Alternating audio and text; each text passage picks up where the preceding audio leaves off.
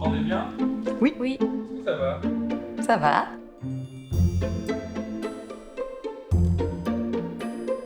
C'est vrai que je demande souvent aux professeurs de la mettre devant, du coup. Margot se plaignait parfois d'avoir du mal à voir le tableau en classe.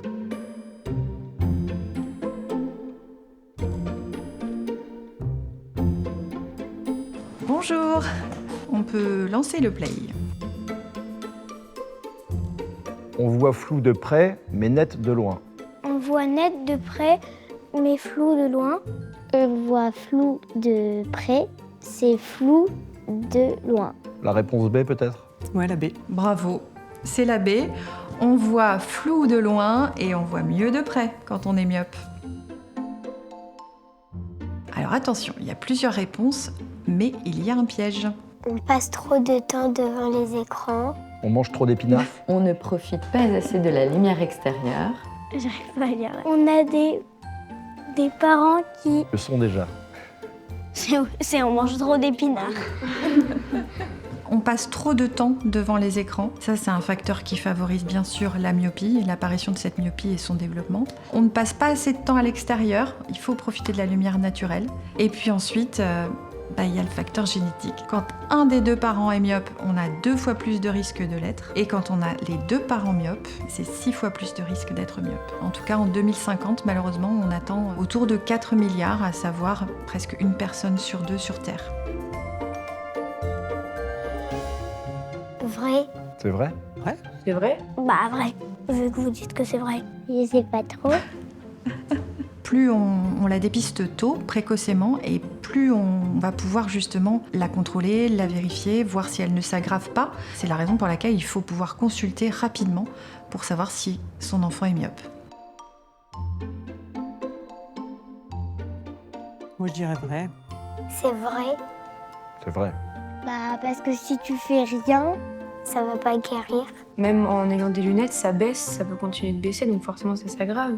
Oui, c'est vrai, on sait que c'est lié à une croissance excessive de l'œil. Il y a aussi tout le mode de vie, c'est-à-dire nos habitudes de vie.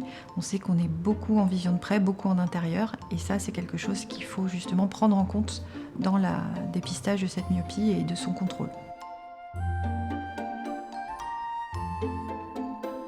Il y a carrément des solutions.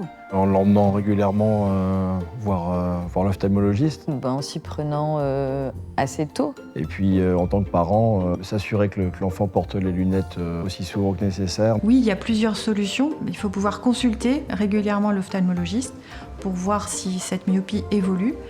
Et il y a des solutions justement qui existent. Ça peut être des lentilles de jour, des lentilles de nuit, des collyres que l'on met dans l'œil pour ralentir la myopie. Il y a aussi des verres qui vont permettre de corriger la myopie, mais aussi de contrôler son évolution.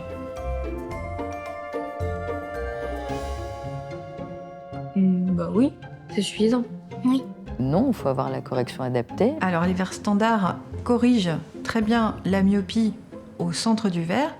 En revanche, au bord du verre, ils peuvent être responsables, en tout cas favoriser dans certains cas, l'évolution de la myopie chez l'enfant. C'est la raison pour laquelle il est plutôt préférable d'avoir des verres spécifiques qui corrigent et à la fois qui contrôlent l'évolution de cette myopie. La partie centrale du verre Zeiss MyoCare est comme un verre standard, c'est-à-dire qu'il corrige parfaitement la vision de loin. Et sur la périphérie du verre, lorsqu'on regarde sur les côtés, la lumière arrive un petit peu avant la rétine pour justement freiner la croissance de l'œil et donc limiter l'évolution de la myopie. Et pour optimiser son efficacité, il existe 2 versions adaptées à l'âge. Non. Moi je trouve que je suis plus jolie avec, mais sinon... Bah oui. Bah oui. Moi je pense que si. T'as vu comme ça te va bien? Ah bah bien sûr qu'on est plus beau avec des lunettes.